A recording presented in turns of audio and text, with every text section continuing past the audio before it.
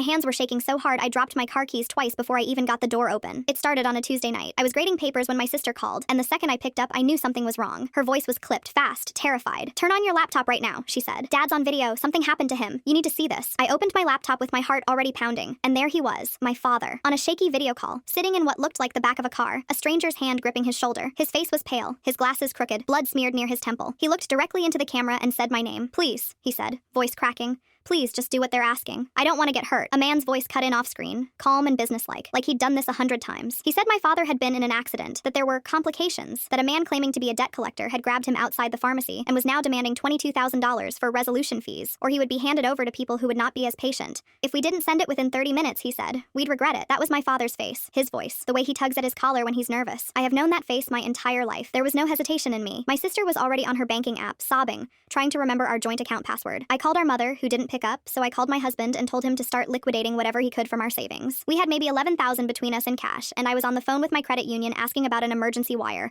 while my sister screamed that the timer the man mentioned was running out. The man on the video call kept pushing. 20 minutes, then 15. My father kept begging, his hands trembling, telling us he loved us, telling us to hurry. At one point, he flinched like someone off camera had shoved him, and my sister let out a sound I had never heard her make. It was my husband who stopped us. He grabbed my phone out of my hand and said, "Call the pharmacy, right now. Ask if anyone saw anything." I didn't want to. Every second felt like it was costing my father his life. But I called. The pharmacist told me, confused, that nothing had happened outside their store all day. No ambulance, no commotion, nothing. Then my husband called my dad's cell phone directly, the same number we always used, not through the video call link my sister had been sent in a text from an unknown family member earlier that evening. My father answered on the second ring. He was standing in his kitchen making tea. "What accident?" he said. "I've been home all night. Why do you both sound like you're crying?"